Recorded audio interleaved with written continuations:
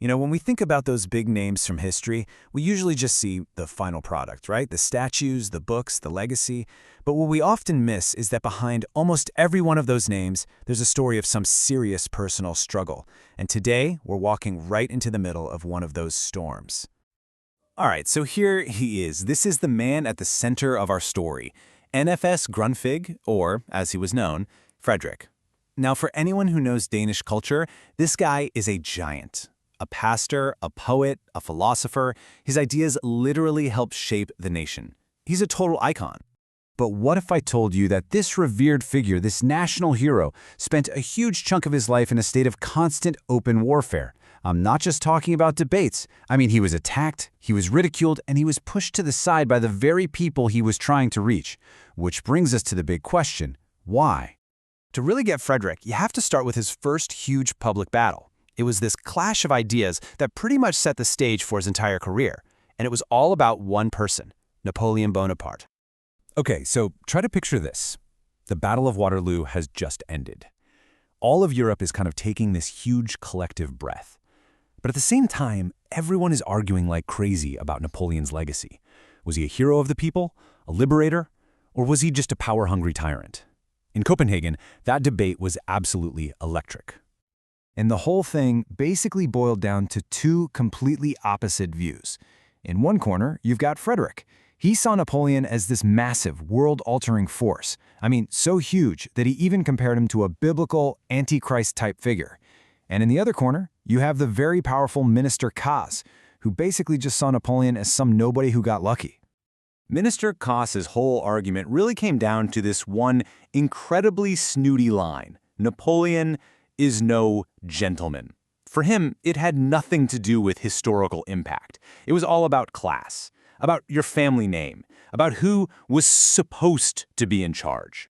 So Frederik, being Frederik, is full of this passionate conviction. He goes to argue his case directly with the minister. And what happens? He gets completely shut down. The minister doesn't just disagree, he basically tells him to get lost. Frederik's passion was just seen as being difficult, his arguments an annoyance. He was told he was too combatant and, frankly, didn't have the seniority to even be having the conversation. So after getting totally stonewalled by the political establishment, you'd think maybe Frederik would just take a step back. But no, that's not him. He just moved the fight to a brand new battlefield, the world of literature. So now, his weapons weren't just sermons or political debates anymore. They were poems, they were essays, they were sharp-witted critiques. The fight for the soul of Denmark was now happening right there on the printed page. And believe me, he wasn't picking easy fights. He took on the absolute literary heavyweights of his time. We're talking names like Jens Baggesen, Johan Ludvig Heiberg, and even his own friend Bernard Severin Ingemann. He was surrounded by rivals. But his feud with Johan Ludvig Heiberg, well, that was on a whole other level. Heiberg was the cultural critic of the time, the ultimate tastemaker. His opinion could literally make or break your career, and he decided to set his sights directly on Frederik. And the attacks weren't just critical, they were personal. They were nasty. Heiberg didn't just disagree with Frederik's ideas, he made fun of his actual writing, calling one of his major works a childish ABC book. That's basically calling it a poorly written book for first graders. I mean, it was a public humiliation. Of course, Frederik fought back. He wasn't the type to just sit there and take it. But these endless, exhausting public battles, they really started to take a toll. Some sources even suggest that at times, he felt like he'd lost the fight before it even started, just worn down by the constant opposition. So what are we supposed to make of all this? Was Frederik just an argumentative guy who couldn't play nice with others? Or was there something much, much deeper going on here? When you look at it, the pattern is crystal clear. From that political explosion over Napoleon to the decades of literary brawls that followed, Frederik's life was just defined by conflict. And what was the result? He was often a very lonely figure, standing completely isolated against the powers that be. And this right here is the key to everything. These battles weren't just a string of bad luck or petty arguments. They were the fire.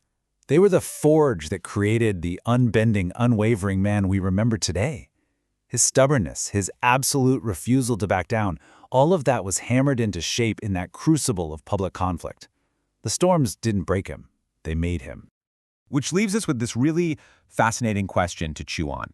Frederik's intense conviction made him an outcast in his own time, but it also fueled the very ideas that would one day change his country forever. So which is it? Is that kind of fierce, unshakable belief a gift to the world, or is it a curse to the person who has to carry it?